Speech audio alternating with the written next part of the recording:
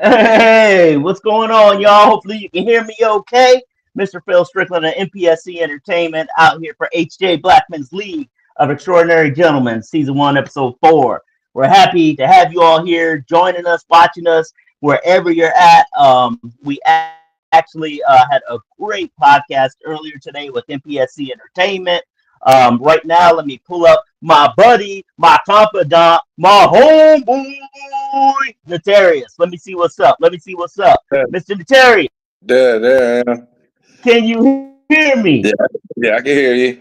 I had to What's up? I had to go back out and do a quick mic check. I'm like, I see the ad going through, like, like, okay, now what? Yeah. Oh, Shoot, we man. had to put that again. Make sure we got all our dots I'd and all our I's dotted and T's crossed. We also have Mr. G.D. Fenderson on the line with us here and stuff. Let me see if I can bring him up and see what's going on. Hold on just a minute. Mr. Uh-huh. G.D. Fenderson, how you doing, sir? Doing all right, Phil. Haven't All seen right. Hey, haven't seen you live. Even though this isn't live, this is live enough in a little bit. yeah, Uh, yeah. I think the first time we actually met was over at the pharmacy up in Akron. The Terriers knows Yeah, what we talked. yeah, oh, the pharmacy? yeah.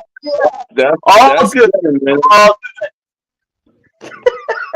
That Look at the is Terriers. definitely Yeah, better, man. hey, GD man, I know that we set up some time to hop on the show with you. I'm looking forward to that whole interview process and whatnot. I'm glad you made time to catch up with us this evening and that sort of Sure, thing, man. man. How things been going on with you, man? What's going on? What's happening with your latest and greatest? What's happening? Um, I, I'm I don't even know where to start. It's honestly I don't. I'm now talking to you while I'm trying to simulcast this on my Facebook page, Yes, sir. and I That's all right. We'll give you another minute. We'll give you another minute. FJ, hey, welcome. We're so appreciative to have you actually hosting our session of HJ Blackman's League of Extraordinary Gentlemen. We're looking for some good questions where you can be like, nope, try again. What you say, what's that, and all that sort of thing. FJ, would you feel like introducing yourself, please? It's just great to see you. Well, it's nice to see you guys. Can you guys hear me all okay? Everybody hear me all Yeah. right? Yes, Yes, ma'am. Okay, we great. can. Well, yes, I'm FJ. I'll be your host tonight.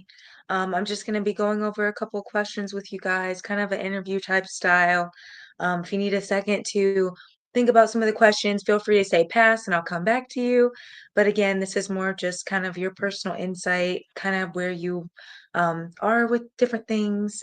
So whenever you guys are ready, we've got a quite a this should be a pretty interesting interview. Thank you, Faith. Right. Thank you. What's going to be our order for how we're going to answer these questions that we're trying to talk to our future generations and whatnot? How you want the order to be? So I would like for the order to be Notarius to then JD Hmm. Fenderson, and Hmm. then it'll go straight to you, Mr. Phil. Okay, sounds good. All right, Notarius. I hope you got your thinking cap on and stuff. We ain't Yeah, watching the games. We on the show right now. What you doing, man? yeah, I'm here. Go ahead. I'm here. My He said, eyes have been bothering. My eyes have been bothering me since later today. I'm not them getting allergies, old. not them allergies again. No, actually, no. It's. I just gotta finally break down and get the primary care doctor. Yeah, we Uh, talked about. yeah, we talked about that earlier. Because I'm just one of those stubborn dudes, and I'm one of those cats that's like, um, I just can't just go with anybody. Yeah. You know, I mean, it's got to be a particular style. I'm super picky, and I'm picky along the lines with I don't want a doctor who's just gonna. I come in there with a cough, and they're gonna send me out with like 3 or 4 prescriptions. I'm not on that. You know, No, uh, I don't want to I'm be. I'm 53. I don't want to be 54 and have a medicine cabinet that looks like a pharmacy. amen I to can that. I Amen can to that. hold on for just a minute. We got Jack Shepard with us. Let me add him to the stage. Hey, Jack, man, can you What's hear us up? How okay? you doing? What's up, brother? It's so good to Hey, see you. you're so good to be seen and not viewed. FJ is Right. taking us through our show tonight. She's got a couple of questions for us, and she'll go ahead and pick out the order. And hey, FJ, go ahead. Let's get started because we don't want to keep these guys all night. We ready to get with it. And Jack Shepherd, Okay. nice to see you. You'll go after Mr. Phil. Okay.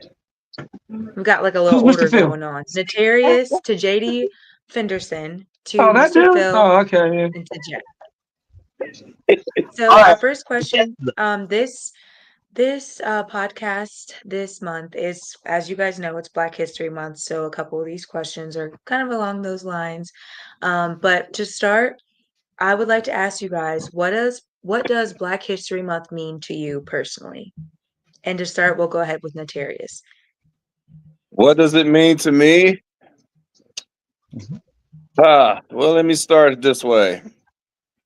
Ever since this month has come on the scene, I felt it was an embarrassment to our history. I felt it was an embarrassment to our people that we get the shortest, coldest month of the year, especially for us folks up here in the north, to celebrate thousands of years of our history. Do I like the holiday or do I like the month? Yes, I do. But at the same time, I still have an itch in my soul that we got undercut. It's one of those months where I wish, I mean, if it had been anything, it could have been June, it could have been July, it could have even been August. 3 of the hottest days of the year. Because think about our history and what we remember the most, and that's slavery. And what was our ancestors out there doing? Slaving in hot sun from the Carolinas to Florida to the New Orleans, the spots, this straight line heat.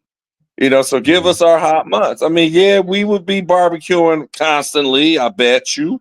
But at the same token, no, I just felt we got undercut in that. And so it doesn't mean as much to me as some, because to me, it's like that old commercial ad saying Black 365 for me. Thanks for sharing, Black. Natarius. We appreciate it. 100%. What about you, JD Fenderson? What does Black History Month mean to you? I'm gonna prep this by saying I was raised with the sentiment that there are no such thing as bad words, only bad intentions. Because I'm going to say some things that may sound like bad words, but my intentions are not bad.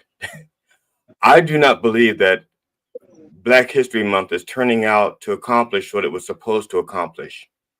And by that, I mean, it's become more commercialized and less educational. So I think that the people who are invested in Black History Month now are invested in it for financial reasons. Yep.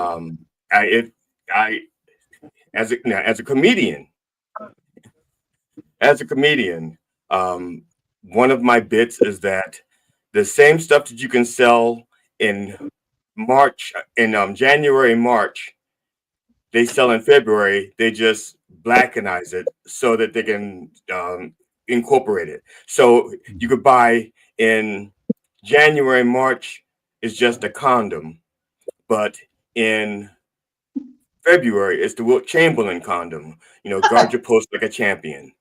And in January and March it's just a dildo, but in February it becomes the Magic Johnson. Just because it's February, they're just repackaging stuff instead of it shouldn't be. We're part of history, but not just 1 month a year. Okay. You cannot make people love you or understand you or appreciate you by dedicating a period of time when they're inundated with it, especially when now, just look at Martin Luther King's birthday. It was celebrated on January 20th. When Martin Luther King was actually alive, only about 25% of the population liked him. He was not a very popular person.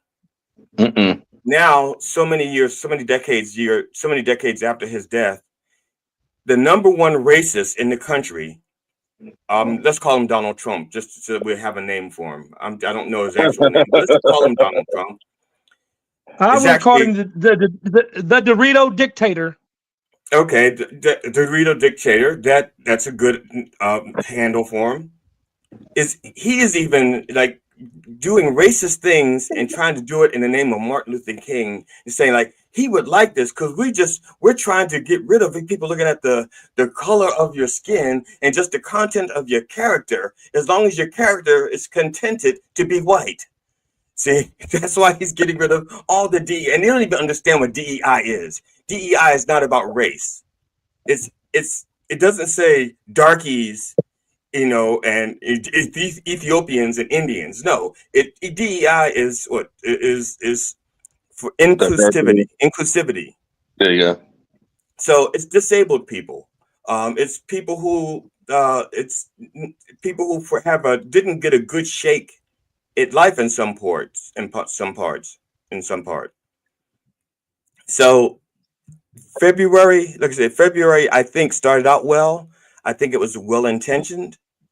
But I think capitalism is failing it, and I think we are letting it be failed.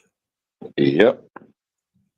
That's just my humble opinion, which I'm usually right about. No, I'm just taking stuff. Well, we definitely appreciate your opinion. Yeah. Like, thank you for sharing and giving Sure. us some of your insight. Looks like, oh, Mr. Phil, we got you back. What Yeah. does Black History Month mean to you? Where do you stand with Black History Month? I'm sorry, I had some technical difficulties. I had to jump right back in there real quick. I didn't want to miss anything. Black History Month to me means say it anyway. You know what I'm saying? Because I mean, it's if that's all that we have to use, then use what you got and stuff, because they sure ain't giving us nothing and stuff. As in, I'm not trying to say they as in broad brush to everybody, but we gonna make the best. We're gonna make the best of what we got, the best we can and stuff. We do have Juneteenth. I know Natarius was talking about, what about June?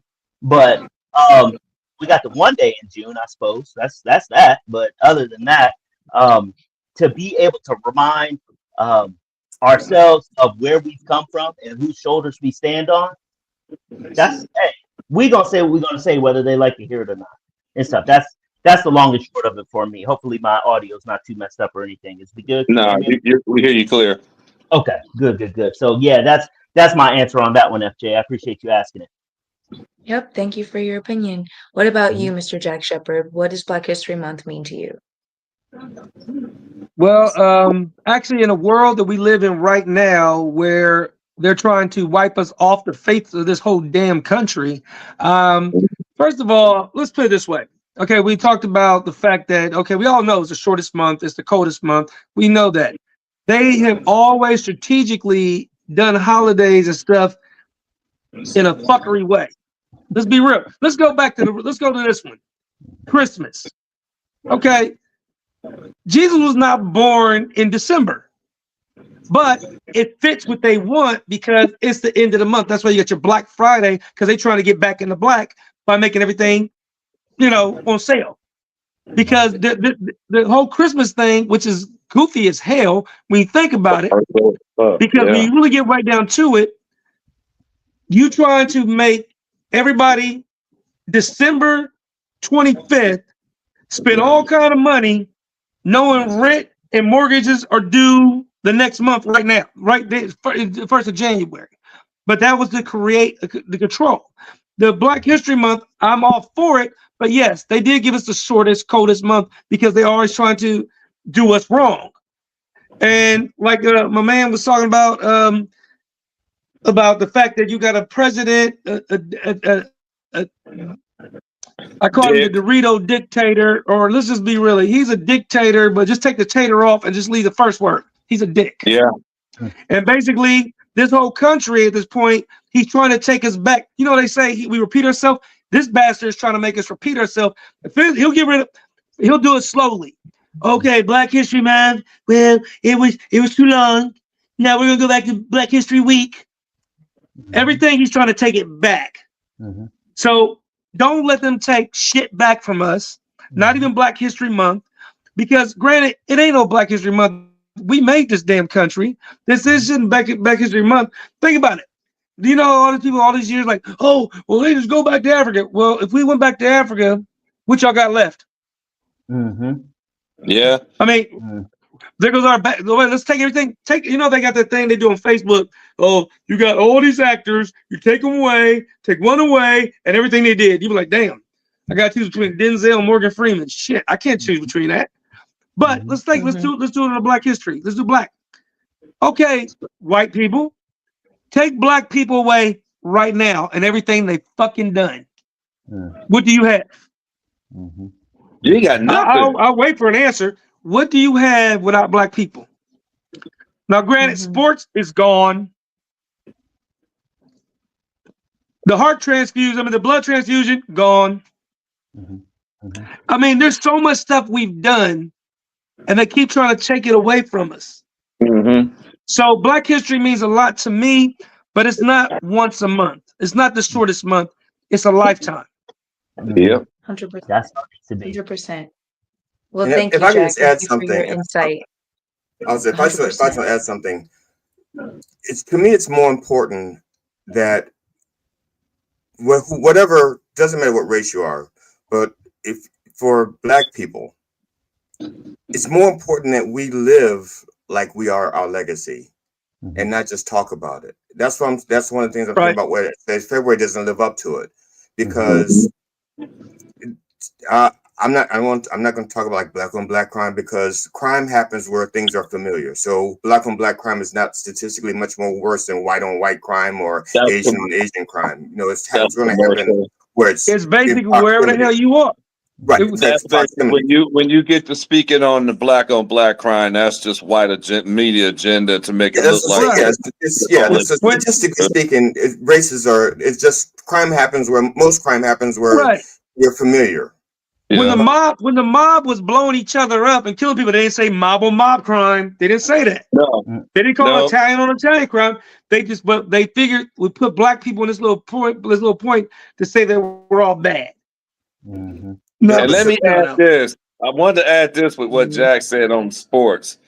They would still have sports, because remember who created the sports. Let's go there. We made it better by far. Yeah. We made everything that's out there. They still have sports, but it'd be boring as hell. Yeah, okay. I mean, now the NBA games are going for they tied game, but they win the double overtime with a score of 20-20. The fuck? No one's gonna see that. No doubt. At a double overtime, and that's the best you did. Free throw shoot.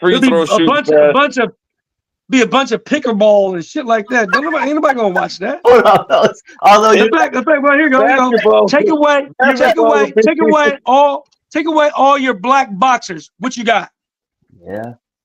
A bunch of great white hopes. That's lousy. And then, I mean, you know, that means no Ali, no Mike Tyson, no Floyd Mayweather, no Jack Robinson, no Sugar Ray. What do you have if you take Blacks out of sports altogether?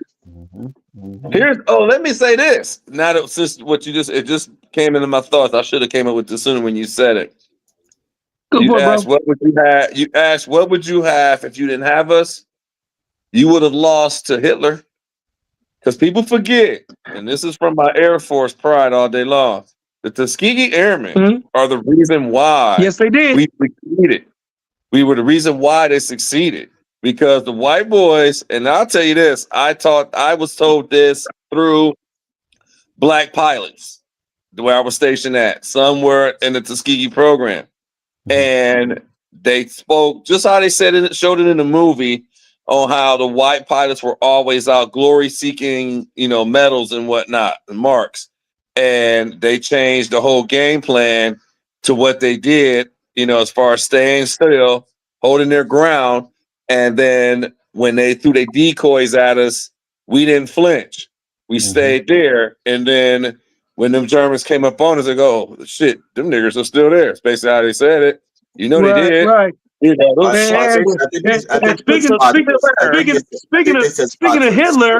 Speaking of Hitler, let's not forget, before other than the Tuskegee Airmen, there was a nigga named Jesse Owens that made that motherfucker run too. Yes, sir. He turned and walked away because his master race could not be. Oh, he a monkey? Okay, well, he's a damn good monkey. Yeah, a fast one at that. I mean, Man, Didn't that just, monkey jump all the way? Didn't that monkey jump all the way out of your box every time y'all tried to? Oh, he too faulty. Okay, well, you gonna keep stopping me saying it's faulty? I'm jumping too soon. Okay, I'm gonna jump all the way back here and clear the whole damn box. yeah. Well, I Now, remember the story on now, that. Remember the story on that. Speaking of what you just said there, because remember that story, Jack. He's got to give us our next question. So go ahead, Nick. I'm gonna say this I'm real sorry. quick. Go ahead. Remember the story where it was a German guy who put that towel out in front of the foul line, and he basically said, "Hit this," and then when he hit that, he still set the record. And what some people know, some people don't know, is that same guy who did that mysteriously died in battle. Oh, yeah, he probably got killed. He probably got killed on the way to battle, and they just left his body out there. Yeah, they killed him. Yeah, he got murdered by his own for that. Yeah. But go ahead. All right, next. Sorry. You're good. So one of the next questions I had was actually, how do you think that each of you, or even Black people, Black men, can be better examples of Black excellence? If you need a second, I'll start that's that one okay. off. Can you start that one? I understand. Yeah, I I'll understand reserve it. the Where we set the example for Black excellence. Mhm. I can say through 15 going on 16 years as a school bus driver, I do it. I'm always reaching out to my students, especially the Black kids there, and I'm getting them to understand to do better. And I always have a saying to them, expect better, be better, do better. And always giving them positive reinforcements. So when I say I mean I'm a firm believer, especially with what I do. I say it again, is that our kids feed off of what we show them. They feed off of what we show them, and if we don't show them what they need to see, then what should we expect from them? When people complain about school bus driving and the lateness of the routes and whatnot, I've always said these kids are a product of what these parents allow to walk out the door. So you should be teaching those kids better. No different than when I'm out with my middle son. We was outdoor dashing. This brother came up to me and thought, yeah, you teaching him the hustle, teaching the game? No, I'm teaching him what I don't want him to do. And I told him, I said, teaching our kids by our failures is better than teaching them from our success. And oh man, that's deep. No, dog, that's a puddle. Okay, that's a puddle. There ain't nothing deep about that. That's just a straight line truth. We all teach from our past experiences, whether they were successful or not. And as far as like what the question leads to with teaching our young Black youth Black excellence, I mean, I'm always one who I was saying, yeah, I'll break my arm, pat myself on the back for that all day. That I always look to give the kids a part of me either which way I can, to where they'll always see me as that Black man that's positive, always uplifting, and just give them that part of me. But like I say, if we teach one, each one, or how that goes, you know what I mean? Absolutely. Well, I got something to say about that. If are we in order or am I out of order? Can I go next? Yeah. You can go. Well, okay. Yeah. You ready? All right. Well, I was raised by a wonderful father. Actually, I had three great men who raised me. To be honest with you, my dad, first of all, who was laboratory technician, very very intellectual. It's kind of hard when your dad is a laboratory technician, a pilot, and a photographer. And you're gonna be a comedian. Oh wow, that's kind of a. But at the same time, my dad used to say this all the time. Well, first, my grandfather in there too. My grandfather would always tell me, he's now don't take this as a joke, but when he used to say he was an older man, so when the word licking I mean, you know, when you got beat by something. He taught me that way. Like he was come and get me, all the other kids out playing, he come and get me in a truck. And we go fix air conditions every day. Air conditioned refrigerators every day. And the thing is, as you get older, you realize he did not have to do that because he had a job for Rockwell International and he retired from there and then went to school and became a person to fix air conditioned refrigerators, all that stuff. And he did that just to have this extra money so he can do whatever he wanted. He always said every time, dude, this is too hard, Papa. Can we stop, man? It's too, I want to go home. He said, boy, you don't let nothing lick you. You don't let nothing beat you. You don't let it, in my head, it's always been there. Don't let nothing beat you. That was always in there. Now, my dad also took psychology when he was in college. And he said this to me. He said, piss me off. He was like, oh, here you gonna do a comedy show. Okay, here you gonna tell some jokes. Okay, doing another free show. Okay, you say you're gonna be a comedian. Whatever, boy, whatever. All right, I've seen 1,000 Jack Shepherds. Prove wrong, prove me wrong, prove me wrong. Used to piss me off. Then, of course, after that Def Jam, I stopped hearing that prove me wrong thing. But you start hearing all your life, you heard that. Then, when my dad passed away, I was at the funeral home, and as soon as, you know, they closed the casket down, I'm sitting there, and all his friends came up to me like, all he talked about was how funny and talented you were. I'm like, what? And then I started thinking about it. He did reverse psychology. He gave me somebody to prove wrong. So no matter what people say, oh, you ain't gonna do this. Oh, shit, watch me. At this point, I was like, are you gonna be on Comic View? Yeah, I'm gonna be on there. I was 16 when I got on there. When I was on Apollo at 19, I got a Def Jam at 23. I've done independent movies. Now I've written a book. Everything someone said I couldn't do, it's in my dad put in my head, prove them wrong. And that's all I do. So my dad instilled in me to prove him wrong. And it was so beautiful when I was at his funeral, and I realized when his friends were saying, he talked about how talented you were, I realized he built me up. Because at the same time he was saying, prove me wrong, he also said this: you got the same hands, the same feet, same mind as anyone else. If they can do it, you can do it. But then you keep saying, prove me wrong. It's called reverse psychology. That was his way of teaching you to don't let nothing beat you. And then the third guy that raised me, or helped raise me, was my Uncle Gerald. He had a different philosophy than prove me wrong. His was, I'm gonna whoop your ass. But he still did it in a loving way. And it was a beautiful person. He really was, because now this is gonna be, I'm sorry, young lady, but I just gonna be real with it. My Uncle Gerald, and you guys are gonna love this story. Uncle Gerald was, he was a black guy, brown skin, very brown skin, beautiful smile, all that stuff, right? But he only dated white women. Now, sounds crazy. Yeah, why am I bringing this up? Especially Black History Month. Because you know what?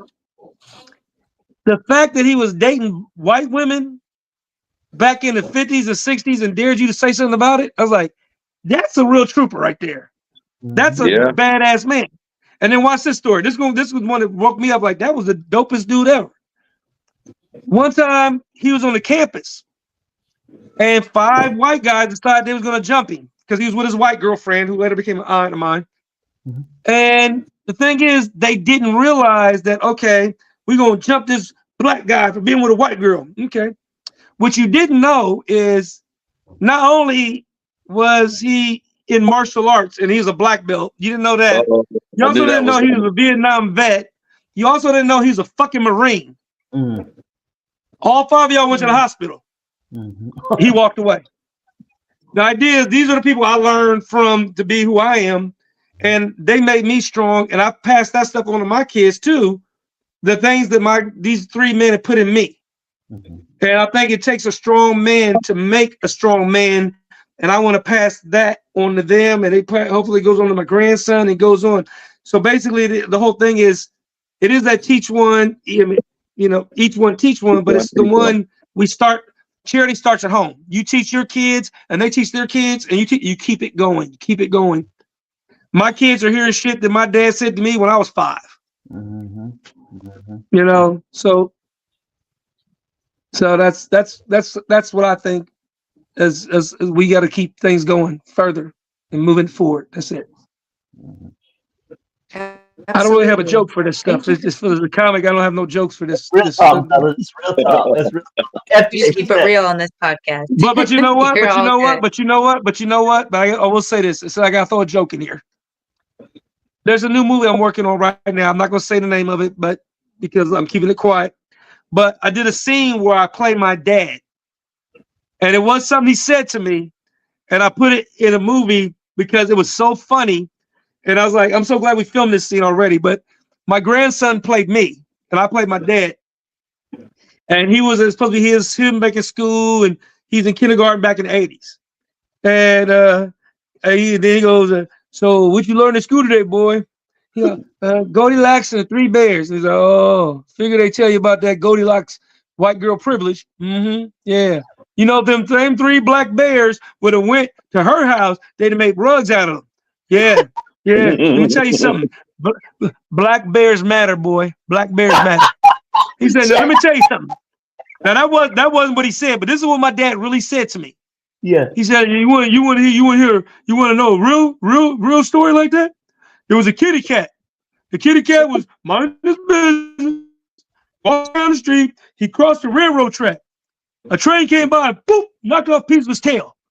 The cat didn't know what happened. I don't know. He turned around, boop, knocked off his head. The whole idea, boy, is you don't lose your head over a piece of tail. Mhm. He said, that means you did not get it. Picture right You there. just got it? It took you that long to get it? It took you comedians that long to get that. You don't lose your head over a piece of tape. No, it didn't take me long to get it. Took me no time now to realize that that's an old joke. That's it. Hey, yeah. I'm like, ooh, that's a classic. Yeah, Something I'm 66 years old. That was an old joke when I first heard it when I was a kid. Well, guess what? I'm 50 years old, and guess what? It was new to me. So guess what? It still plays. Hey, Faith, you can't let us go on and on because all of us is over 50 here, and we will go on and Oh on yeah. on. So we got to keep the time down and stuff. Well, also, some of us have self control. I don't. I stopped myself. I have plenty more. Look, I'm 66 years old. You think I don't have like a whole lifetime full of stories? I just stopped myself because I knew you guys. I want to listen to what you guys had to contribute too. You guys got some good stuff. Hey, brother, look, I'm 50 years old, right? I'm the youngest and only boy in my family with 4 older sisters. Oh, And Lord, the 2 twins were older. So basically, when other kids were playing, hey, guess what happened? We was watching Voltron. I was like, dude, I was watching General Hospital, and Luke and Laura just got married, and the kids looking, what the fuck are you talking about, dude? This is how I was raised. So trust me, I got stories for days. Oh my God. Well, thank you, Jack. We definitely appreciate any of the stories that you guys want to share. We really do. Please. No, I'm sorry. I went too long. I'm so sorry. Okay. I'm continuing. So I'm going to go ahead and ask JD Fenderson, what is a way that you think that we as a people, Black men, can be better examples of Black excellence? Okay. And I would not. Phil, did you get a chance to answer? Okay, I'll answer that. Okay, no sweat. To be honest, I'm hoping that my life transcends my Blackness. I'm hoping that my life is just an example of, I don't want to say excellence because it's not humility. It's, to be honest, I fell short of my potential. I fell far short of my potential, and I'm trying to make up for it and catch up to it. So, but I try to hope that my life is an example, or if not the way it turned out, the way I treat other people is more of an example of how we should treat each other. My philosophy is that you leave the world better than you found it. And that's been my philosophy since I was in my 20s. So I've been trying to live by that for over 40 years. And it's not easy, but I've been doing it for so long. It's pretty much all I know how to do. And I've been in situations. I've been in situations where if it was up to my mother, I would have kicked some asses. Because that's how my mother wanted me to be. My father died when I was very young, and so my mother had an idea of what she thought a man should be. And it took a long time for me to learn to walk away from a fight, even if I could win it, if that was the better outcome. And so that's what I try to do. I try to just show people, especially people who are looking at me, either through my comedy or when I was a musician, even when I was a stripper, although they were looking at me for a different reason. But the point is, if I were the center of attention, I still tried to present myself with pride, my pride in myself, no matter what I was doing. And I guess try to uplift other people. That's it. I mean, there's nothing more to it. That's just how I try to live my life. I just want to be uplifting and an example and leave the world better than I found it. That's it. And have my bills paid. No, Well, thank you for sharing. We all can definitely understand that. Definitely the last part, 100%. What about you, Mr. Bill? What do you think that Black people, Black men can do to be a better example of Black excellence? All right. Well, while I was listening to these gentlemen speak, better what can we do as a people? Better examples of Black excellence. One of the things that we can do is lead by example. There's in doing when you have the mentality of do as I say, not as I do. I don't think that really is something that gets the most traction when it comes to teaching the younger ones and stuff. That's just definitely not the way to do that. We got to prioritize family love and stuff. That's something that no matter how much you give, you're gonna get back and stuff. You don't take the weight of life and be like, okay, over here is my love for family and God and all this, all that sort of thing, and then over here is my job and my money making ability and all that. That stuff don't need to be even.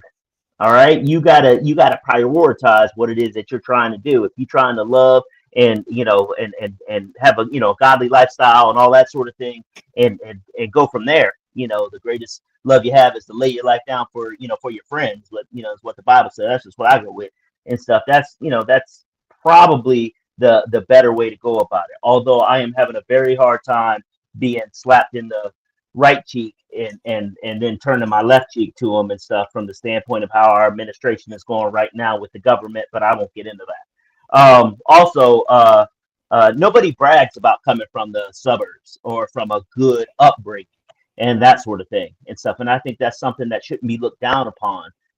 Forget looking at it as, hey, no, I had it tougher than you. No, I had it tougher than you. No, I had more, life crazy things happening. No, bunk all that and stuff. It's about health. All right. It's about mental health and doing these things the way we need to do them. So anyway, that's kind of my take on that. I also see that I see on here that we got my man Philip Page, who if I can get him on here, he'll be joining us. Hey Philip, what's going on? Good to see you, sir. What's up, family? How y'all doing, man? Hey man, good. You jumping in, and FJ is actually giving us our questions. I'm thinking we're going to try to keep them between 2 and 3 minutes if we can. But Okay. Philip, I think you're older than 50 also, aren't you? Oh yeah. Oh yeah, so you're going to go on for a long time too. Let me answer the phone call. Hey, can you give him the question? I can't hear you, bro. Sorry about that. So the question that I just asked everybody is, how do you think you can be a better example of Black excellence? Or how do you think Black men as a whole can be a better example of Black excellence? You asking me that? Yep, That's easy. just your personal opinion. Doing the best I can for myself and being the best person I can be.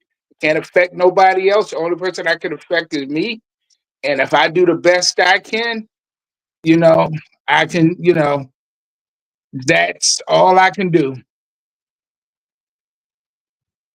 Well, thank you for sharing. We definitely appreciate you giving us your perspective. Now, I know that only have a few more minutes left, so this will be kind of an interesting question. Again, we'll go with the order of Notarius. We'll go to Jack Shepard. We'll go to J.D. Fenderson. We'll go to Philip Page, and then we'll go to Mr. Phil. But this last question is, how have the generations of our families changed throughout the years as a Black community? I'll read it one more time. How have the generations of our families changed throughout the years of the Black community? So, with this question in mind, I just think it would be just interesting to get your guys' perspectives because, as you guys know, and as I even hear some of your stories, whether having like tough grandparents or tough parents, but then now you've got another generation and we're bringing another generation, like how do you guys see the change happening? How are you guys adjusting with the change? Do you guys recognize and see the generational changes throughout the Black community as it's happening within our families? Just kind of some perspective. And if you ever need me to redo the question, let me know. But Notarius, I'll go ahead with you first. Yeah, read that to me one more time. Okay. How have the generations of our families changed throughout the years as a Black community? Okay, that's what I thought you said. How do I think it's changed? I think it's been a downhill trot. Um, we've gotten away from the traditional families. It was always looked at, mother, father, children. Now it's my baby daddy, my baby mama type of scenarios. Now it's not the traditional family setting in the community, and it's just too much separatism. A lot of it, what I've seen, and even some from my own experience, it's very very separatism type, to where I felt that it's a system that has been set to destroy our people with how, with just all the systematic stuff that they lay out there that we seem to fall for. But as a generation through the years, I think we've gotten worse, and a majority of our communities show it. There's no togetherness. There's just a lot of just anything and everything negative. It's pretty sad, and I see this and have been seeing it for the last 15, almost 16 years in my profession, and how you just see the way the communities look. Moving from Columbus now to Dublin, you see a vast difference. Even an area where one of my areas of stops are at, it may not be the Dublin-esque air quote, but it's a lot better than some of what our folks got, and upkept at that. But I think the overall in the generations that have come and gone, to me, it's gotten worse. I just see it's gotten worse from what I see. Well, thanks for sharing, Notarius. We appreciate seeing and hearing about some of your insight. What about you, Jack Shepard? How have the generations of our families changed throughout the years as a Black community, from your perspective? Also, your mute is on. Unmute your mic. Oh, there I am. Sorry about that. I got a good one for that. The generation. It does start with the family. Yeah, I agree with that. It does, but there's things that have been in place to damage us, and we fall for it every fucking time. Mm-hmm. For example, I'll keep it real with you. I've always in relationships, right? I've tried to have like what my grandfather and grandmother had. That sounds kind of crazy, but I'm just keep it real. My grandfather met my grandmother when she was 16. He was 23. They met on New Year's Day. That same year, February 17th, they got married, and they stayed that way until he died at 85. How is that even possible? But because it's a different kind of generation, different stuff, they feel like we got to be together. We got to make this work together. And I'm going to tell you one of our biggest downfalls. I hate to say it because I grew up loving music. But people, look, let me ask you a question, ma'am. Do you know what the word music means? I would like to think so. Yes. What does it mean? What does it mean? It's like lyrics and guitar, and it's like lyrics and instruments that be. I don't know. I would also kind of explain music as like Okay, okay. poetry, I'm gonna but break it I down guess I for don't you. know the exact definition. This is the Okay. exact breakdown of the word music. It comes from the Greek word amuse, which means to inspire. Now, when you grew up in the 70s, 80s, listen to what your music sound like. It inspired you to be a good person, a great person, this, and that. Now you got these radio stations that play shake your ass, do this, shoot this, kill this, do that. And you think it's not going to inspire y'all to do the wrong fucking things. I remember being in a club one time and they're playing a song called Tear the Club Up. You got a bunch of people here drinking, and you gonna play a song called Tear the Club Up. What do you think is gonna eventually happen? The point Yeah. is, if music is meant to inspire you, what is our music inspiring us to do? I was on the radio one time, and I'll never forget. I'm not gonna say the DJ's his name, because I'm not trying to get involved with it. But I remember it clearly. He was literally pissed because the programming producers were making him talk about Nicki Minaj or somebody was leaving a rap tour, and everybody else was talking about that Obama had just killed Osama bin Laden, and I got to talk about Nicki fucking Minaj. Mm. They don't want us to be on that same token. If you go to white stations, go listen to Sunny 95. That music inspires us, happy. Our music is hood shit, and they program it, and it ain't the black people programming it. Just let you know, the most dangerous thing they do is they program the worst shit, and they play the same shit again and again and again. And if you listen to something again and again, It's what is that subliminal. called? It's subliminal. It's called brainwashing. That's Yeah. what's wrong with this generation. They've been brainwashed to listen to this, and this. That's why I can't get past the 80s, because that shit made me feel happy. Yeah. You know, today's music makes me feel like, I mean, I'm be 100% with you. And I know it sounds like I'm going off on a tangent, but let's be real. Every black man in here, you hear Tupac hit him up. Don't you? If you was about to fight somebody, you hear hit him up by Tupac, you're gonna whoop someone's ass. Yeah. Because that song subliminally got in your head. It's in your head. Yeah. Back when I was young, if you heard the theme to Rocky and was about to fight somebody, that ass was about to get beat. Because subliminally it got in your head. So I'm not trying to get off on the whole thing, but to me, the breakdown is bigger than so much the family. It's what they've done to the community with the simple stuff like music, the certain foods they tell us to eat, the certain foods we have no choice but to eat. And then now you got a wannabe dictator taking away this, keeping y'all confined and messed up. And the radio is making you listen to worse and worse and worse shit. Y'all don't even know about good music. Y'all don't even know about it now. So I know it sounds like I went off on tangent, but that's kind of what I feel. The breakdown of our people and the family and all that, it all little things that people don't pay attention to. Yeah, it is the music we listen to. It is that stuff. Yeah. That's poison. It's poison. It's poison. Okay, I'm sorry. I'm done. Well, no, thank you. You don't have to apologize. In fact, thank you for bringing that perspective of the music and the community. Because on one end, your family can be very much something that impacts, but music, the community, that's very much a whole nother subject that does affect the generation. So thank you for your perspective. We all needed to hear that. It does. What about you, JD Fenderson? How have the generations of our families changed throughout the years as a Black community in your eyes? To be honest, the human condition hasn't changed.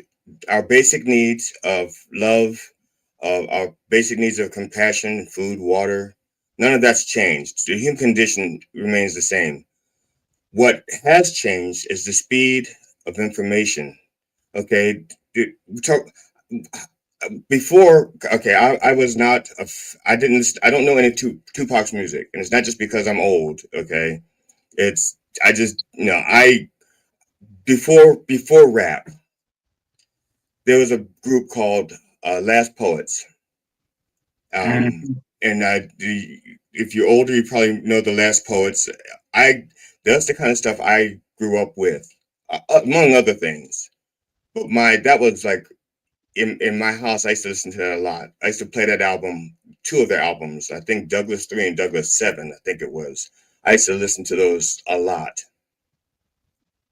I didn't turn out like the music. The music didn't make me. Okay, it didn't, because I still had an idea of what I wanted to be with my life. One of the things, I think the most important lesson I taught to my stepchild, one of my stepchildren, my first wife was one of those black people who didn't like black people. It sounds contradictory, but we lived in a nice middle class neighborhood, really, really nice. And down the street from us, there were some black children who were renting their house. They weren't owners like us. They were renting. And I should say black family, not black children. And she would not let her daughter play with those kids because she said they were too inner city. And one of the things I had to explain to my stepdaughter, because I didn't know about this, because like I said, she was my stepdaughter. When her mother and I married, she was like 5 or 6 years old already. And I explained to her, it's like, those children are no different than you or anybody else.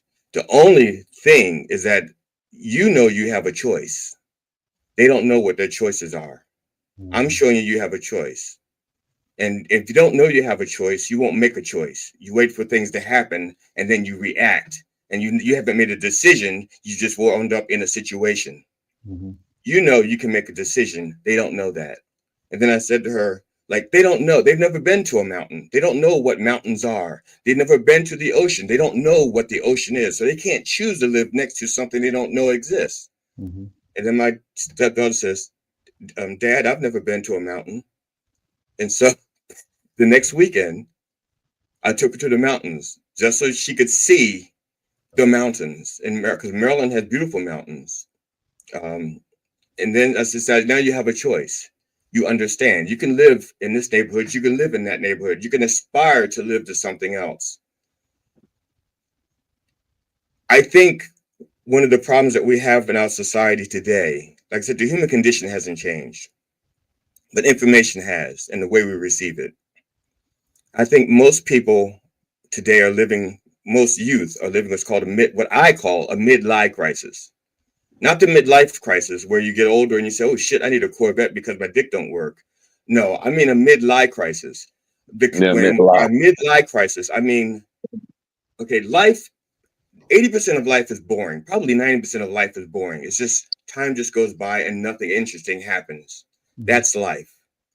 But they want to take the few moments where something interesting happens and make that look like it's their life. And they'll tweet, look at my lunch. Okay, lunch is what, 5 to 10 minutes? That meal was probably on there for 10 minutes. But they want people to think that this is how they live. I live like this. Just my tangent. A few years ago, I rented a limousine for my then wife, my first wife, and to take her for Mother's Day. I reached out to a friend of mine, told him what I was doing. And he goes, that sounds great. He goes, mind if I go in with you and the two of us can we can split the limousine and take our wives out and we can take them to a play, take them to lunch and take them to dinner. I said, okay, great. Then he told a friend of his and he goes, that sounds great. You mind if I tag along? And then we can split the limousine 3 ways. And so now it's okay, great. And he tells another friend and the other fourth friend goes, that sounds great. The limousine can be split 4 ways. And we go, yeah, that's okay, fine. And then he goes, can you guys lend me the money so I can pay my share? You know, he couldn't afford it. He couldn't afford the limousine that we were renting. He couldn't afford it, but he wanted to be part of what we were doing. So, and all of a sudden, it's like he never thought that maybe one day I might want to do something nice for my wife. You know, I wasn't rich. I knew Mother's Day was coming up. I knew months in advance. So I started putting money aside, you know. And he didn't know Mother's Day was coming. It was a surprise that all of a sudden Mother's Day is in May this year. He didn't plan ahead. So the three of us went, not the fourth guy. The three of us went. We did this. So we're at breakfast.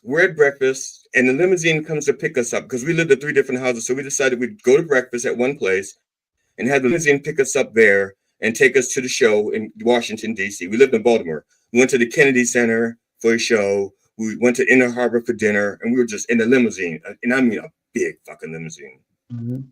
So we're eating breakfast. And the hostess comes over and taps me on the shoulder and says, your ride is here. And so we go outside and I see the limousine. The limousine we ordered wasn't available. So they give us the next one up in class.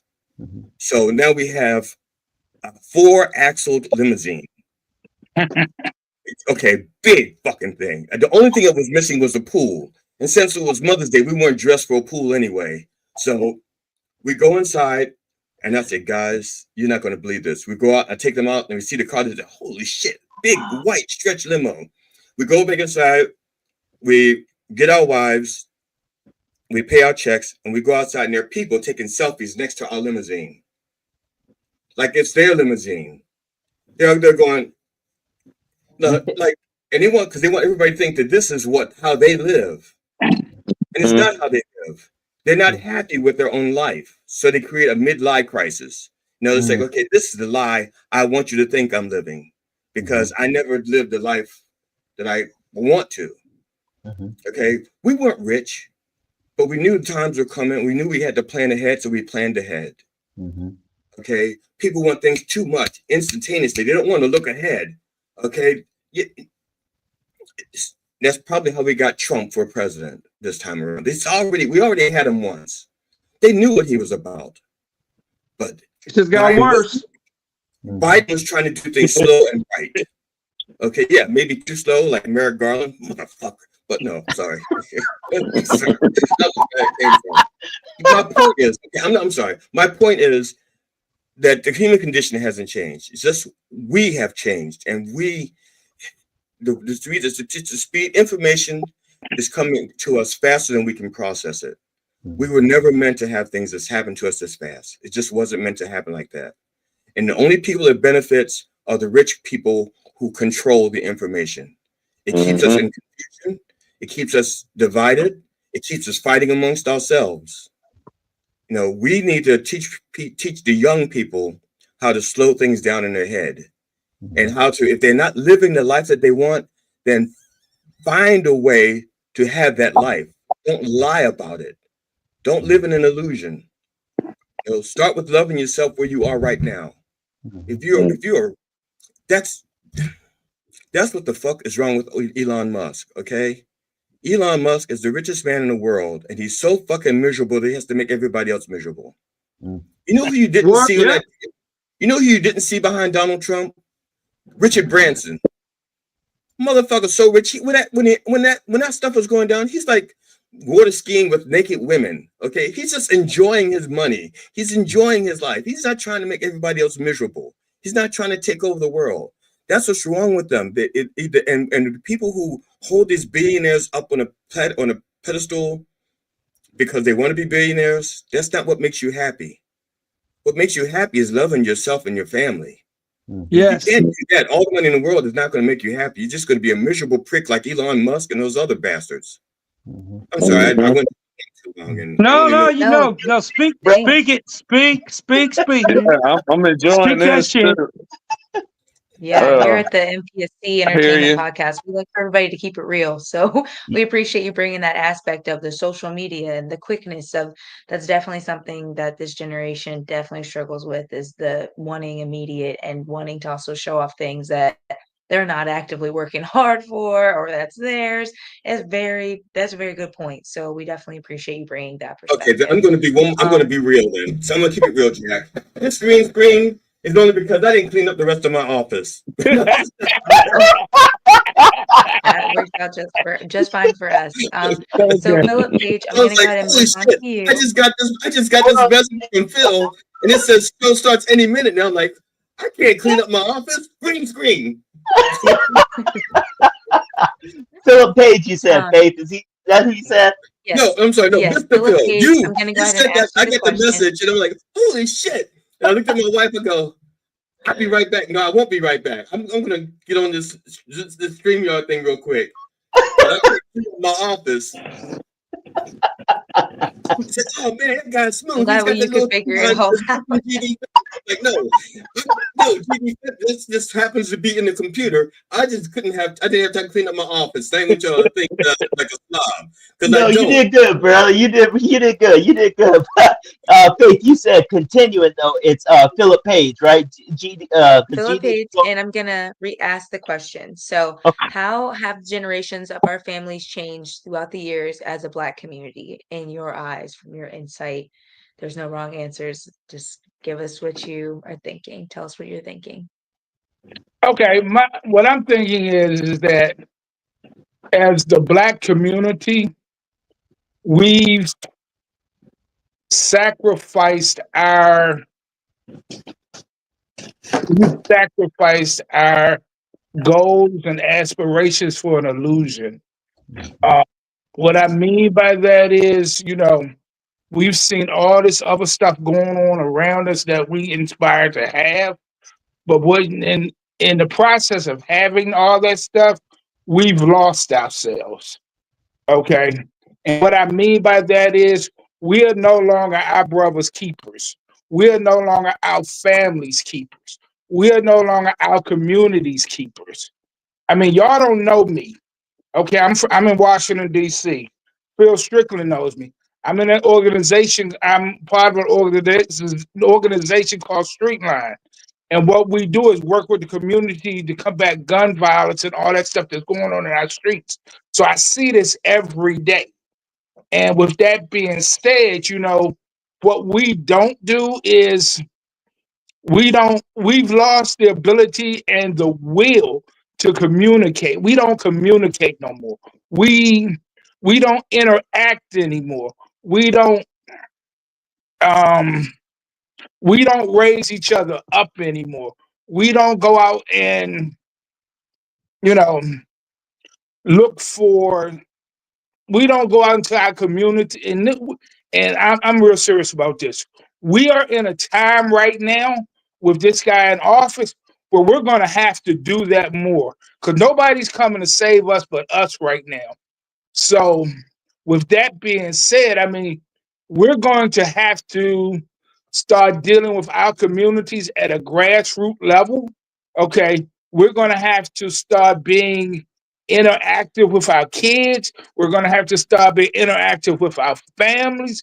We're going to start having to be interactive with our communities because the plan right now is to destroy us.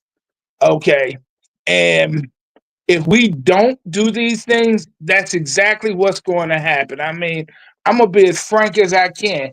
Right now, we are our own worst enemy, because we've fallen into the narrative that, you know, that this shit is going to be okay and we're going to do this, that, and the other. I really feel like right now, we're at the beginning stages of where Martin Luther King was when his fight started. I mean, because right now, you know, we we need to talk to our kids. They're trying to take Black History Month away. They're trying to take um the history of slavery away. Okay, so go ahead. Was somebody gonna say something? I can't hear. That was an echo. You heard yourself, so you stopped. Yeah. That Oh, wasn't us. We got you. We're Go all ahead. ears here. Yeah. yeah. So what I was saying is, we're at a point in our history where what we do next is going to make a difference for where our community and our families and even some of our race goes. Okay. Because right now, what they're doing is they're trying to systematically destroy us. They're destroying us through the court systems, they're destroying us through the education system, they're destroying us through the economic system. I mean, it's a full fledged war on us right now. I mean, I deal with kids in the court system. I call it street to incarceration. And right now, we're making it real easy for them to do that. I mean, we're not taking charge of our communities. We're letting other people do what we should be doing for ourselves. We should be raising our community. We should be talking to our kids. We should be the head of our family. We should be supporting our women. So, with that being said, you know, we're falling short of our responsibilities. I hate to say that, but that's the way I see it. I mean, when I'm out in the street talking to a kid about why is a 3-year-old getting shot, and they're numb about that, that is not fucking normal. Okay. And, we're in America does that happen. And we're in America is that allowed to happen. I mean, so at some point, we got to make a change. If not, we're not going to survive. And that's just the way I see it. I'm having a summit come up in a couple of weeks where I'm bringing clergy together, street advocates together, different people from the community together to try to discuss where we go next with this. Because like I said, we're at a point in history where either we make a difference or we die. That's all I got to say. Well, thank you for that perspective. Absolutely. We really appreciate you saying how you feel. That again, that's the whole purpose of the MPSC Entertainment Podcast, is that you keep it real with us regarding some of the different topics and questions we ask. So again, we appreciate you and thank you for coming out on the show. I'm going to go ahead and pass this off to Mr. Phil Strickland. And I'm going to reiterate the question one more time so you understand what I'm asking. But how have the generations of our families changed throughout the years as a Black community, in your perspective, your opinion? I think that can you hear me okay? Yep. Okay. I think that how has the generations changed throughout the years in the Black community? And I heard you guys talking about how big music was and still is. I was thinking about the fact that uh, Saturday morning cartoons used to be a big thing. All right. Back for those of us who were back in the 70s and 80s, Saturday morning cartoons used to be a big thing for us. And I remember little statements that they would have, milk does the body good, and the more you know, and just different things like that. They would tell you something like, hey, try to be a friend, and when you see someone sitting by themselves at the lunch table, go over and help them out. You never know, who you might be talking to in the long run and how you might be be a blessing to them. And more or less, that's kind of how it went. And I was a Saturday morning kid.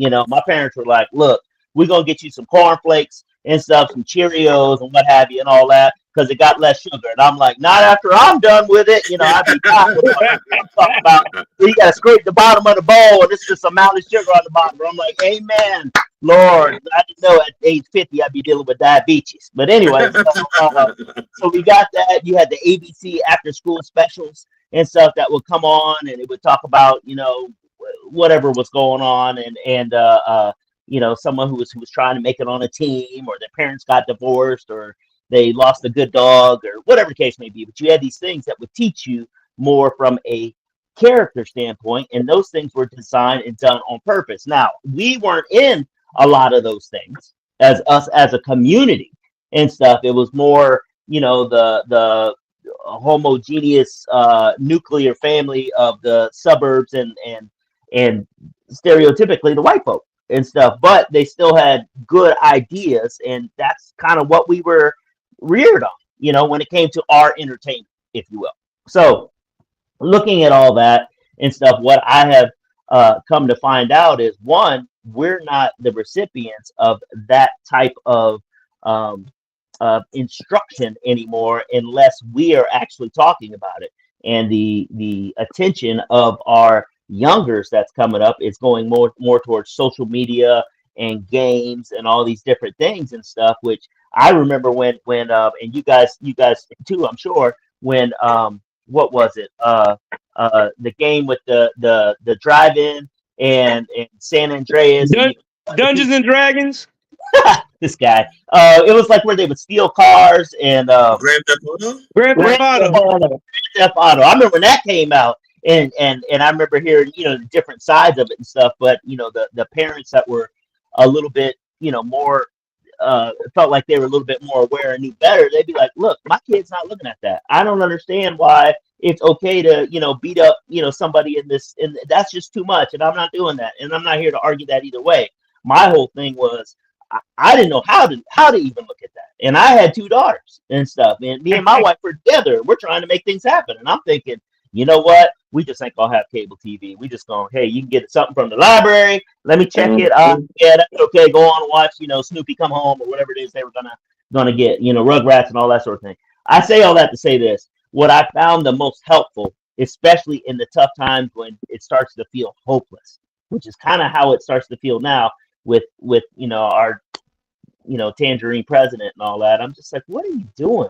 How is this the greater good for all of us? What has happened? It is not just you on this planet, and you can't just marginalize people based on their looks. The fact that they didn't come exactly where you came from.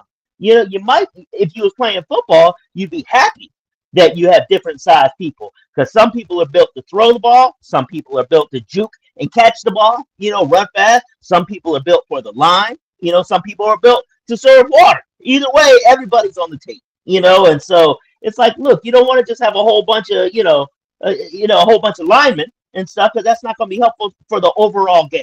And that's what this, what we got going on in this life right now. We have an overall game, and we all need to look at all the different strengths that we bring and help out each other on in the weaknesses, that we can't help. That's what the Justice League did. We would start off on cartoons, we ended on cartoons. But the point is, they would work together with what it was that they were good at, and not sit there and be like, well, I don't need y'all and I can do it myself and all that stuff. And that is not a recipe for a good situation. That's a recipe for disaster and stuff. Together we achieve more. And if we're gonna come up out of this thing better and sooner rather than later, then we got to get together and start figuring out ways to help one another out. And maybe it starts at home. It starts with your parents. Us, those of us here on this broadcast, us men have parents that are of elder age, if they're even still around and stuff. And then down past that, and then you got brothers and sisters. And I mean, blessed are the peacemakers.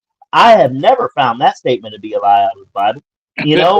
Find a way to more cultivate peace and understanding with one another, man. I mean, I think that's the start of a beautiful thing. So that's all I have to say about that. Sorry about that. Hey, wait, real quick. Yeah. Before we get out, can I make a statement real quick? Yes, sir. Here's a statement I gotta say to all y'all and everybody in your 60s, 50s, and all that. I got a question. You're in your 50s, you're in your 60s, okay? How old is Donald Trump? You said how old is he? 74. 78. 74. So okay, 78. He's in his 78. 78. Okay, that's cool. Yes, okay. Let me ask you a question, sir. You're 60. When do you think, at being 60, when do you think your prime, you were at your prime? What would you say your prime age was? To be honest, probably before I received 12 concussions playing sports. Whenever that was when I was at my best. Okay, but I'm saying, most of us were like in our 20s. My 40s. Yeah, 20s. Okay, yeah, 40 for me. So if Trump is 70, what year was it when he was in his 20s? So when I talk about make my life great again, I talk about take me back to the 80s. Yeah. He's talking about taking you back to the what? That's just it. The thing that they're not taking us back to a time when life was great for America. It was great for. Let's not sugar. Hold on. Let me stop that one. I'm gonna just be real. He want to take it back to where it was great for white people. I'm just Yes. gonna throw it out there Yeah. because That's what I was getting at. When these he's talking about folks make that's America great coming in there, again, and he's I talking mean, about the 50s and 60s. it sickens me. It sickens me of how this idiot gets the support he does. Elon Musk, Nick, man, that's a Nazi salute. And you got the nerve to have people that tried to defend it talking about, well, he's autistic. That's no excuse. He don't know. Yeah. He's a billionaire. He knows what he's doing. It's And he people also like mugged for the camera when he people did like it. Trump that it's people like him, people like Trump that they've been used to getting their way. They get away with it. People will side with them, and it's just sickening. And let me also throw this out there too. That assassination was a stage. It was Bullshit. It was bullshit. It was bullshit. staged. If you watch that closely, it was a setup. How he positioned himself and the words that triggered the quote unquote gunfire. Also, the Are you physics surprised? of it, surprised. the physics of it doesn't add up. One, I've had a bullet come past my ear in a war zone. It left a burn on my right earlobe. Now, this supposedly hit his ear enough to where it bled, and it only left a mark that's the size of a razor cut. That doesn't add up. Also, his earlobes, if you look at his head closer, his earlobes are close to his skull. So if it nicked his ear in the position that he was standing, why didn't it catch his skull on the way past? That's physics. I may not have passed it. Hey, you know what else is physics? You know what else is physics? A bullet, no matter how far away, is a lot stronger than Mike Tyson's teeth. And Mike Tyson's teeth did more damage to one earlobe than a bullet did. That's bullshit. Right. So let's just keep it real where it's at. And the thing of it is, and like I said, and I know a lot of black people don't agree with me. I still say that as a people, we failed. As you know, when I don't have daughters, but I think, and like what we were speaking, as far as the examples that we set, I could still see some of the looks of the faces of the girls that got on my bus the day after the election, and they had a downtrodden. And one of my middle schoolers and even one of my high schoolers came to me and said it. He said, "Well, did you see who got elected?" And I was like, "Okay." She said, and what she said after that was like, she said, "It makes me feel sad because it feels like I could never achieve that no matter how hard I work because my people won't believe in me." These are the kids that see this. Wow. Okay. Wait. Before we end this, I gotta say this because I don't know why nobody's bringing this. Not y'all, but in this whole country, how come no one wants to bring this up? When Hillary Clinton was running, this was back in the day. Now it was still back in the day. And how did she get in trouble by WikiLeaks and all this other stuff? Who got into her stuff to make that happen? They did. They got access to that. No, but who did it? Who got into it? Wasn't it fucking Putin? It was Comey. It was Putin that did. No, Putin helped get that shit. The Russian people got in the stuff. Okay. And Trump, you all bound with the Russian people. Now, I'm only 50 years old, but you know what? In my lifetime, I know celebrity does win elections. Celebrity wins elections. You can't tell me that you got Taylor Swift, Beyonce, Oprah, all these people supporting Kamala, and she lost? That don't even make sense. Now, what it is Trump, his little Russian collection, they hacked that election. I'm trying to tell you, they hacked it. Either way, we're still right here. You know, I mean, we are, but I'm saying, when you think about it, it'll come out. Like the Bible says, anything done in the dark will come to light. We're coming to the light. Anything done in the dark will come to the light. And it's only going to be a matter of time when all the darkness that has happened is going to come to the light. I predicted the last time when this idiot got in that we were going to be taken back. A lot of white folks that I know, don't understand, you know damn well what I'm talking about, because you was in that history class with me too when we talked about King in the 50s and the legends and stuff like that. So let's not get slow with it, okay? And my prediction was correct, because before he left office, what did we see? Or do we need to go back and see some of the markets still here in Columbus where we had the cities burnt down and buildings blown out and everything else from that incidents? So, you know, and then, like I said, hey, it's coming again. It's coming slow, but it's coming. It's coming to us kind of like a George Foreman punch. Remember when he knocked out Moore? He was hitting him slow, but them punches. But when it hit, it hurt. And then when he got one in there, one good one in there, and Moore went down for the count. And that's just what we gonna see. It's just gonna be something that we're not gonna see it right away, like we think. Just give it time. It's a setup. Everything that's been set up to set us up, that's destroyed our families, has been going on. And let me touch back on this, because I'm sorry, I had to go here. It was 1990, my senior year. My little sister sat the intercept guard to the house. And in that process, my mother caught it. She got a whooping. She went to school. They saw a bruise. Later that night, children's services showed up at our door. Now, that was the beginning to me when the discipline was taken out of the home. Because before then, you got whooped in that house. I don't smoke cigarettes thanks to a 3-braided switching that I got for both smoking in the house when I was 7. Okay. Spare the rod, spoil the child. I remember to this day when I asked that cop, I said, so it's against the law to discipline kids now because with the whooping? He was like, yeah. Now, mind you, years later, this is up in Akron. I was at a place called Summit, not Summit Mall, but Chapel Hill Mall. This white guy came to me. He looked shook. And he recognized me. I couldn't think of him for nothing until we started talking. I remembered him from that night. And he told me that he had to leave the police force because the amount of times that he had got shot at and shot bullets went past it, because I do remember telling him that, you know, these young men are going to start shooting back at y'all. They're going to start shooting back at y'all. So be careful. And yeah, he got shot a couple of times, had too many bullets go past his dome to the point where he was just mentally shook out of his gang. And so this whole thing is a setup, because think about it. When they took the discipline out of the house, what came in next? Was it crack?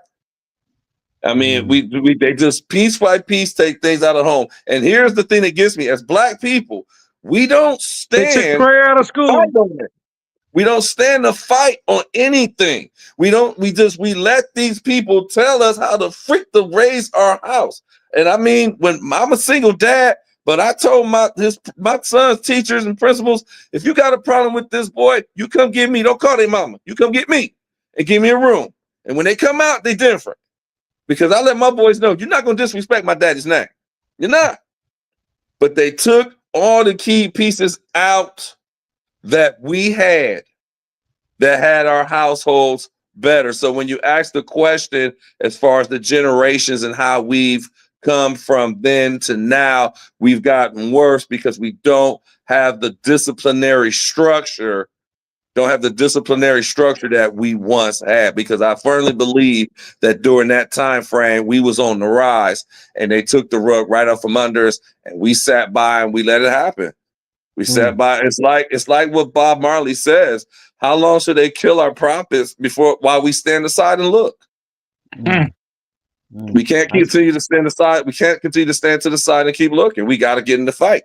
And I mean, and I'm not for the turning of the cheek. Any of these white cats come swinging at me, it's going to be a bad day for them. I'm not going to the other cheek. I'll turn the cheek around to get something to hit him with. No, that's like, so, when you turn this cheek, yes, here it comes. No. So hey, you guys, real quick. We're gonna end it. We're gonna end it here. Bring it to a pause. We're gonna have 30 seconds to go ahead and let the folks know where they can find you and give your final thoughts and stuff. All right, I gotta go first because I'm on 1%. I'm Okay. Jack Shepard. You can find me at JackShepHerd 74. Jack Shepherd 74. That's on Facebook. That's on Instagram. I got 1%. It's probably gonna die. You're gonna see me go like I just got ate by a ghost on Pac-Man. So Like I'll talk to y'all Terminator. later. All right, Bye man. bye. Peace. Dang, just All like right. that, he's going. Hey, he's out. Hey, GG Fenderson, give us yours, man, real quick. Give us your 30 seconds and stuff. We'll cut you out of here. Okay, you can catch me Monday through Friday on Coffee with the Dog on YouTube and a dozen other things on Mind Dog TV. My website, www.sogdfunny.com. If there's any place you need to reach me, it can be done there. That's it. Hey, man, I like how you I like when you got the when you're the preacher and you do that whole shtick, brother. I gotta talk to you. I gotta talk So to you. you're the one watching. We'll catch It's up, been a brother. minute, man. It's been a minute. We'll see you, GD. All right, D-Dang. All right. Hey, Philip Page, man, give us your 30 seconds, sir. All right, what's up, family? You can catch me. I'm out, like I said, I'm in the Washington, D.C. area. You can catch me Friday at the Electric Palm Yacht Club. On Saturday, I'm at Tacoma Station in Washington, D.C. On the 22nd, I'm on Tumac Barbershop doing my men's coat drive comedy jam. Oh, nice. Okay. And then I got a bunch of stuff coming up. Starting in May, I'm playing Bubble in the place Sanford and Son. So, Oh, snap. I didn't know about that one, brother. yeah. Hey, are you still going to bless us with your presence? Because we got you planned in Columbus in March. Is that still happening or what's happening? It's still happening with me. Just send me the info and I'm there. Oh, All bro. right, bet. I'll be reaching out to you. I'll be reaching out to you to get everything set up. Okay. Right now, just with it being the last 2 weeks before the show, this is the final push. Where Right. I literally get behind the sled and start pushing this bad boy with some force and Oh, good, and get tickets sold out. And then right around that time when I'll have some minutes and some moments to be able to reach at you and just send me just certain information, a picture one on the flyer and things like that. Everything will be detailed to what we be looking for, and then put you out there because for what we do have. So I know Phil, you got somebody you told me about. So we got this lineup. We're ready to go for March 15th, which is right before St. Patrick's Day. So this February show ends, then we're on to March, and then we start the productions working from there. So I'll be getting in touch with you, and then you get the information. Yep. Philip Page, I look forward to us talking to you and actually getting a chance to meet each other for real and stuff. We only know each other on here, and I appreciate you bringing me up on the virtual stage the last 2 times. Now, but if I'm coming again, bro, we got to do a live recording because I can't be missing out, bro. Because I'm like, what did I say? What did such and such say? I want to see something. Hey, man. You yourself, man. But next time I got you, baby. I got you. Hey, Philip, man, you enjoy your evening, and we'll talk to you soon, sir. All right, baby. Appreciate y'all. All right, man. Peace. All right. Hey, Notarius, man, let's go ahead and round this up, man. Give us your last 30 seconds and how you feeling and how you feel the League of Extraordinary Gentlemen went this evening. We touched on the type of subjects that we should be touching on, and not only the subjects that we should be touching on, the subjects that we should be taking action on. Yeah. Okay. I can reach out and touch this candle in front of me, but until I light it, it ain't gonna do nothing but just sit there.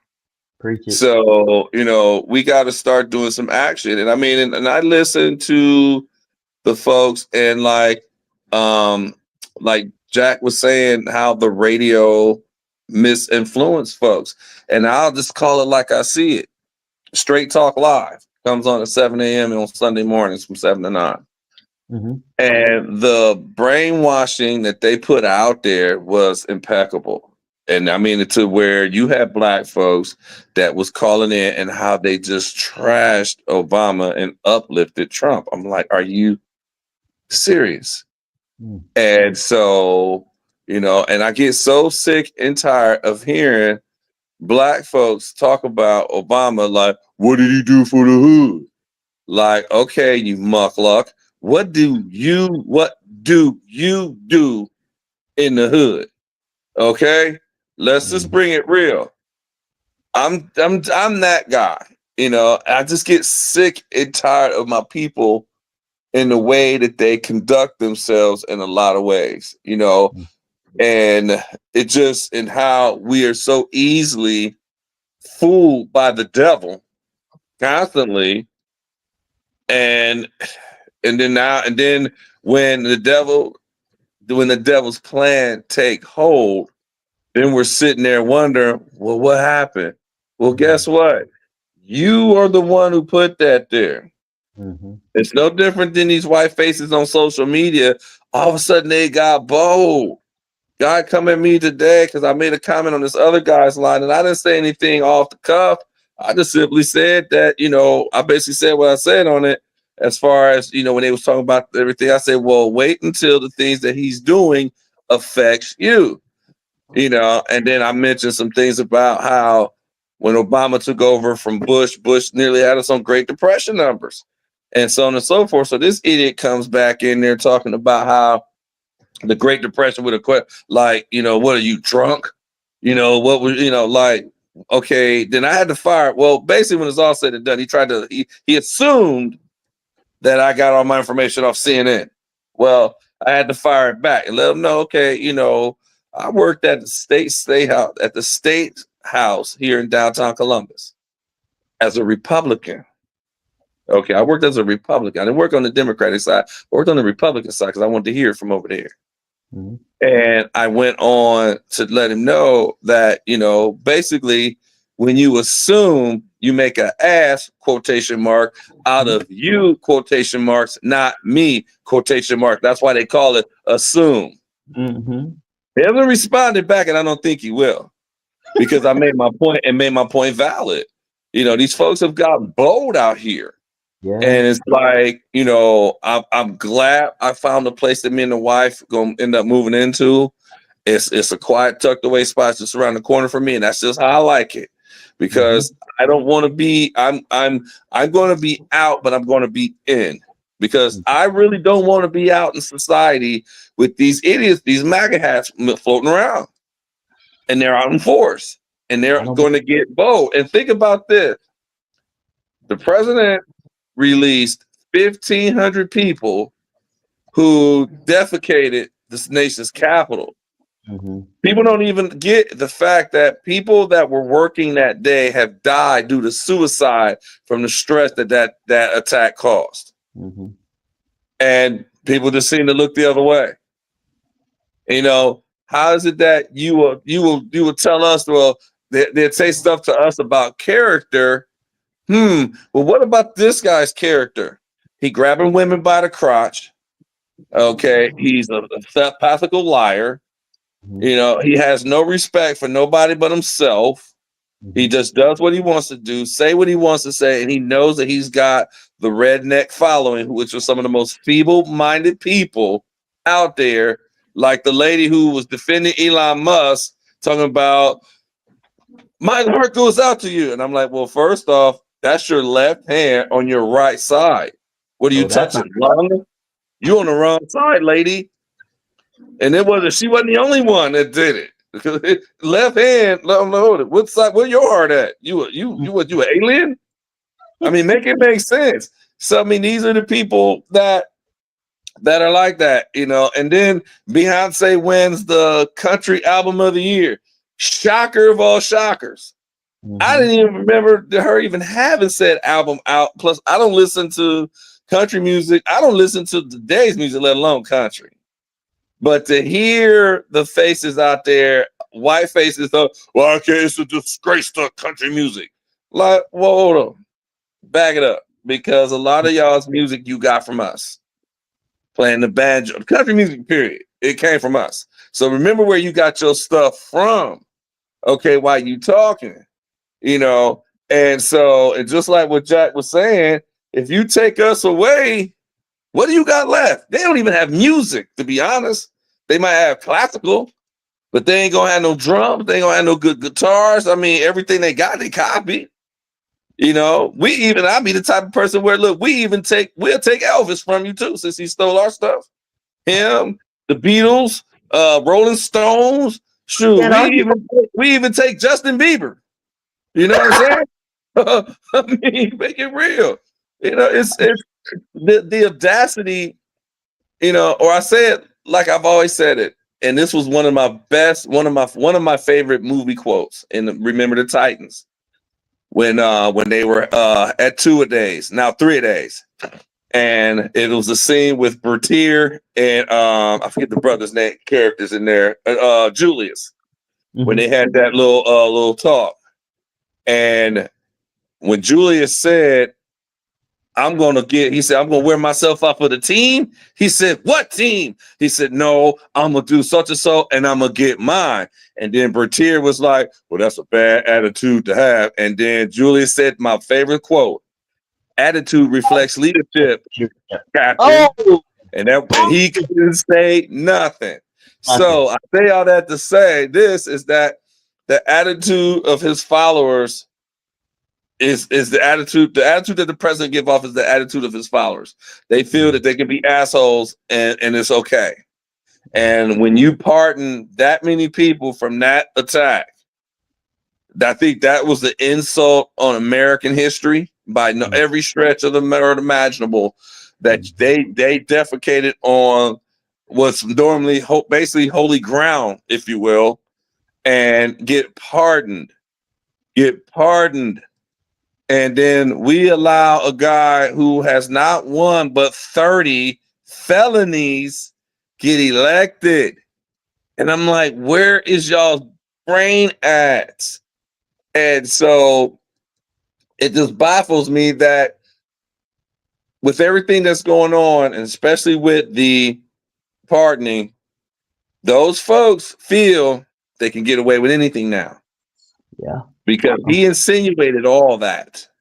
And everybody here on the screen right now knows, and everybody that just left know that if there was a high melanin situation in that attack, we'd have been gone.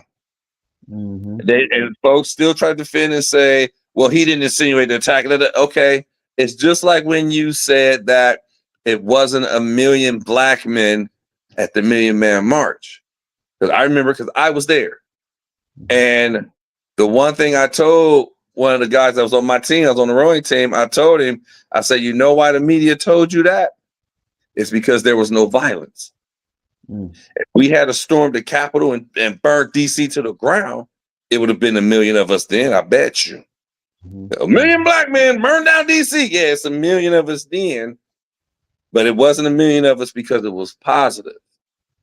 And so, and truth be told, like, I'm not Muslim, but a lot of things that Farrakhan was saying that day, it made sense then, and it makes sense now, that we should not be so willing to allow other folks in our circle of love when we can't even love ourselves. Love yourselves first before you invite these folks in, because we don't love ourselves, and it shows. We fight and argue all the time. You know, you got these henpecked coon brothers, like the brother who did the Martin Luther I Have a Dream speech in front of Trump and all his cronies. I'm like, it's on YouTube. The black MAGA preacher. And he thought he was doing something. And I'm like, that to me was a disgrace. That was a disgrace to see. And to see the looks on Trump and all his followers, because see, Trump is one of those white dudes that he's that guy that always says, and I remember that comedian said it best. He said, you know, some of my best friends are black, but we don't ever see you with them. Oh, you don't ever see him. Well, I don't ever see you with your black friends. Yeah, you wouldn't even. I mean, you don't see him hanging out with folks. You know, Yeah. So this country, God forbid, is going to hell in a handbasket. And I've been that worse than that to say to anybody black who want to jump in a rally that we got going on for something that happens. If you're the cause because you voted this idiot in, step out.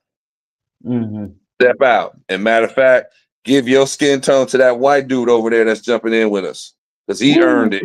He wants it. He's for it better than you do, because you sold us out. Come on, because And we I all mean, and think about it. It's literally in the DNA of the people. Because think about it. How could I come, and I just say this to you, Phil, how could I come to your backyard and catch you in your backyard without, you had to have some help from somebody who knew your backyard. See where I'm at? We gave ourselves up, and those are the descent, and then them people turned around and was laying right next to us on the ship. So make it make sense. I mean, it's sad that it's got to be this way, but we're not going to learn. We're not going to learn. We're going to be where we're at as a people, still trying to overcome.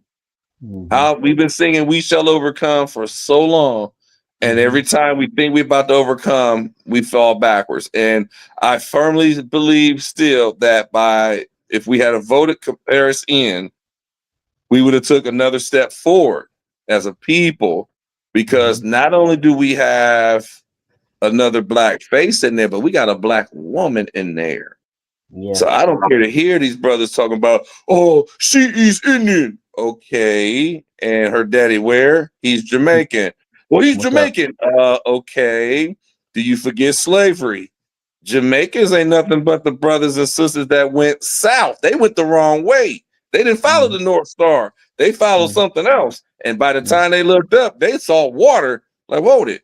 And then they found however they did, and then Jamaica became Jamaica, and a whole lot of other things that go along with that. But and when he said that, this was a friend of mine. When he said that, I said, "So what you're saying is no different than my son wearing a sombrero and rocking the Mexican flag during his graduation on his mom's behalf.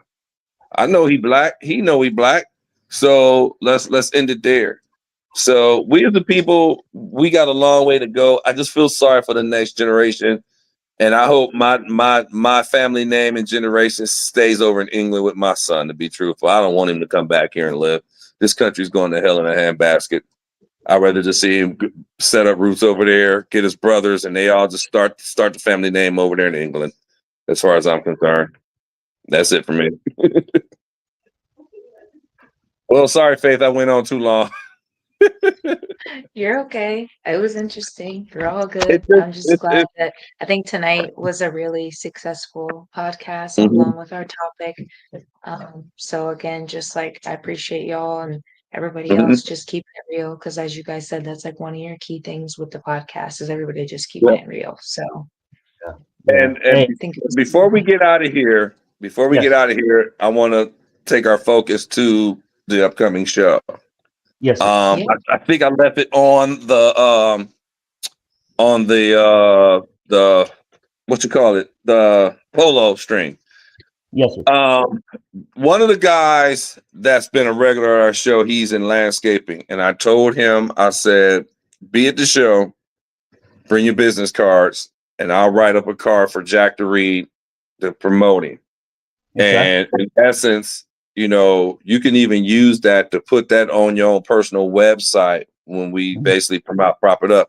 And we can even make it look like we're, like he's a sponsor of sorts, brought to you by, and then we bring his product up. So my plan is that I'm going to put the message out there that for business owners, small business owners, that if you want us, come to the show and we'll put a marketing piece out there for you as like a sponsor of our show that you can use for your own advertisement of said business.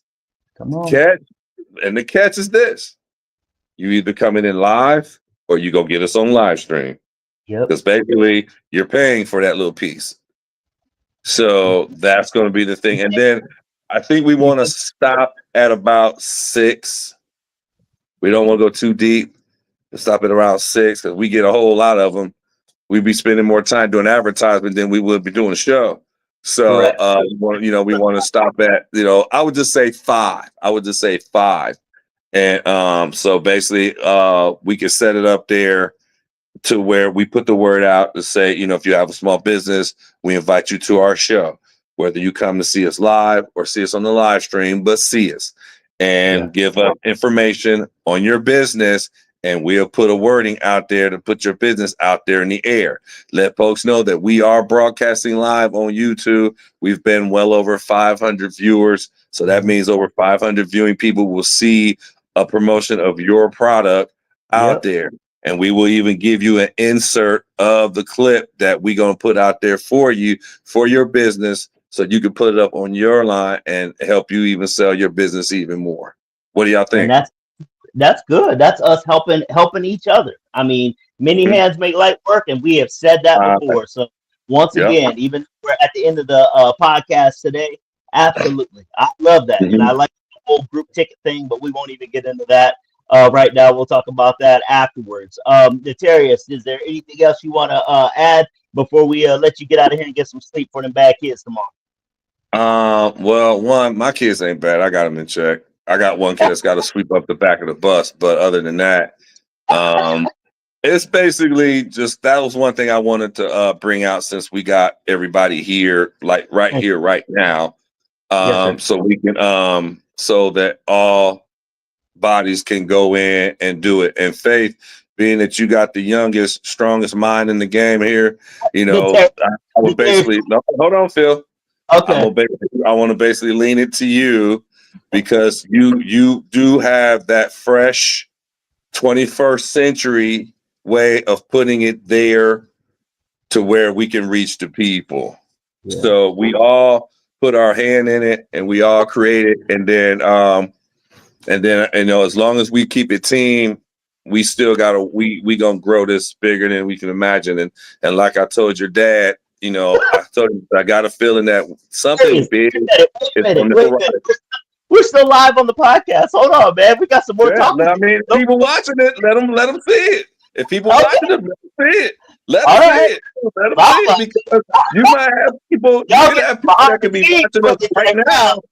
You can have people that can be watching us right now that'll be like, "Oh, I get my business hyped up," and then they're gonna be taking it down.